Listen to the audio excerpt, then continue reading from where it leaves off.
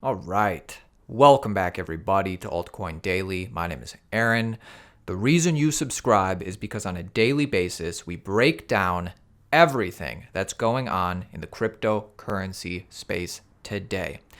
If you are a new Bitcoin investor, make sure you watch this whole video. Or even if you know a new Bitcoin investor, believe me, I've been getting the texts. So this is definitely something that new people need to be aware of. Let's talk about it. Bitcoin price suffers the biggest daily drop in history. In fact, from top to local bottom, just a few days ago, Bitcoin rallied to all-time highs, $42,000, 27% correction, going all the way back down to $30,000 right now at $31,600. Could Bitcoin go lower? We'll talk about it in this video. But before we do that, before I share with you these sets of data that really paints a picture as to what's going on behind the scenes, let's put everything in perspective. If you're new, I need to drill something in your head.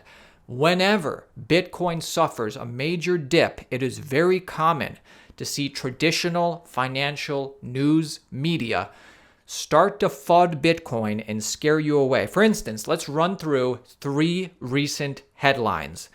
Bitcoin holders barred from depositing profits in UK banks. HSBC will not process cryptocurrency payments. Bitcoin's biggest plunge since March shakes faith in the crypto boom. This steep sell-off in Bitcoin is fueling concern that the cryptocurrency bubble may be about to burst. Cryptocurrency investors could lose all their money, UK regulators warn. All these stories are from the last 24 hours, 48 hours. They're all recent news. If you are new to cryptocurrency, this might scare you because you are unaware that this is something that the media does every single time that Bitcoin dips. In fact, throughout Bitcoin's 12 years of history, Bitcoin has been declared dead 393 times, and you can go back year after year and see every single time the media discouraged you from buying the dip. I mean, the earliest one was in 2010. Just one publication had Bitcoin on the radar, and they said, stay away. 2015, Bitcoin was declared 39 times, 28 times, 93 times, 124 times. Wouldn't you have liked to buy Bitcoin any year in the past? And the most interesting thing about this is that first media publication to declare Bitcoin dead, it's called The Underground Economist, and Bitcoin was 23 cents at the time. They published a story saying why Bitcoin can't be a currency. Stay away from Bitcoin at 23 cents. That publication has since gone out of business. Bitcoin outlives the first website that declares it dead. So, if you are new to cryptocurrency, pay attention to these next few tabs. This is something that I wish I knew a lot sooner. If you're new and freaking out about this dip, number 1, welcome to the effing show. Number 2, Bitcoin literally does this every bull run. During the 2016-2017 run, there were multiple 20 to 30% corrections before it went truly parabolic. After going from $20,000 to $40,000 so quickly, it would be weird if it didn't correct some, right? This is also why dollar cost averaging, buying Bitcoin regularly, no matter what, is the way. Yeah, you may wind up buying at the high, but you also buy at the low. And by spreading your buys out, you get diversification of time, which will help you stay calm when it corrects like this. HODL the line. In fact, Bitcoin's not down. Bitcoin is up. Let's think about this big picture. Bitcoin is up 343% in a year, 101% in a month, and 18% in a week. The only reason to worry about this dip is if you're not a buyer. I like that. Let's look at this visual from the last bull market. This really paints a picture that pullbacks are a part of any healthy bull market.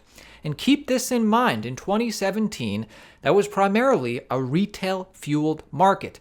And it was only after 30 to 40% corrections where demand, buyers stepped in and bought the dip. That was retail people.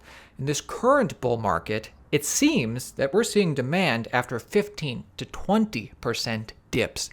Perhaps this is indicative of a different class of buyers. So let's talk about that. You have the question, why did this happen? We have the answers. So make sure you're subscribed so you always stay up to date. And let's answer the question. Let's put this in perspective. Bitcoin was consolidating between 39,000 and 42,000 in a region. It went up a lot. It was trading 30% above the estimated fundamental floor. When trading is this high above the floor, there's plenty of room for volatility. The action started when it broke the line of support. But keep this in mind. Derivatives did not get liquidated. There was no collapse in the number of traded open interest contracts. Instead, what we saw was a sell-off on the spot market. So, people sent Bitcoin to exchanges, and shortly thereafter, we saw a net outflow of USDC starting to move out of exchanges, meaning they sold their Bitcoin and took some profits. What's most interesting is that USDC is now starting to flow back in. It looks like most of the sell-off is over.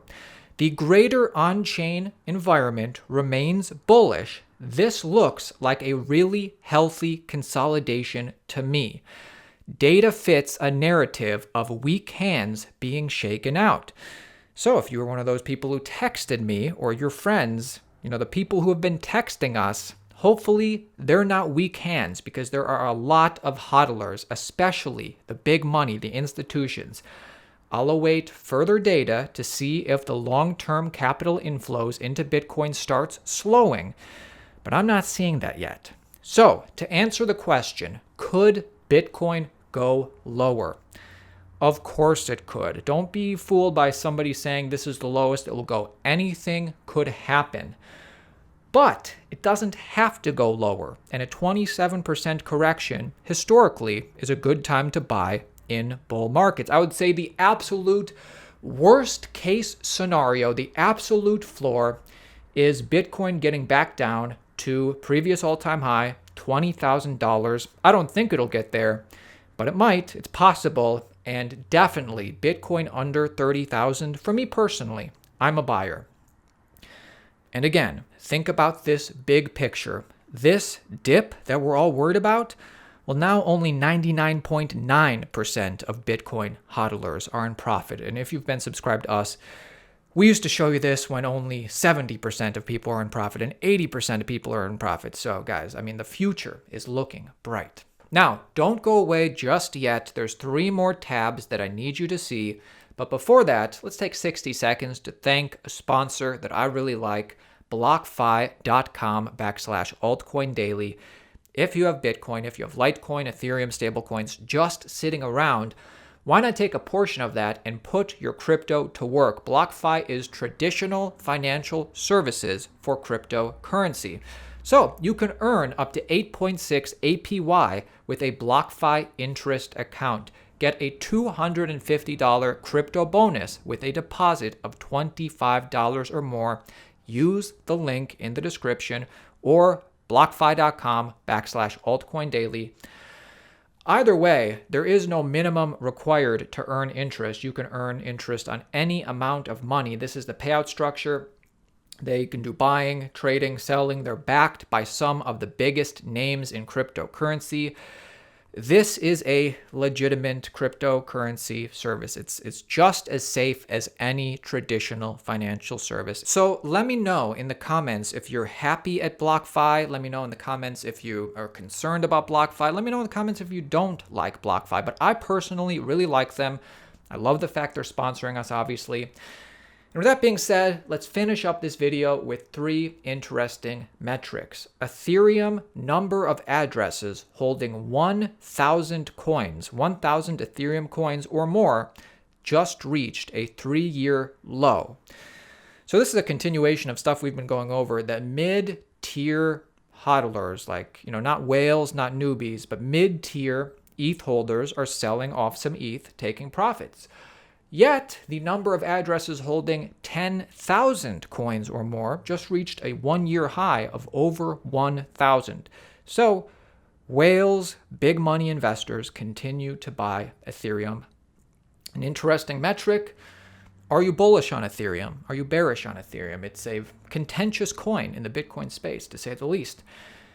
And finally, my friends, I just want to say I appreciate you all. I'm really happy if you subscribe to this channel and you get value in this channel. Many people have been following us since the bear market, and I always like to see testimonials like this. So it is you, sirs, who are the true legends. With that being said, hey, I'm a buyer. I'm buying the dip. I will definitely buy the dip if it gets under $30,000.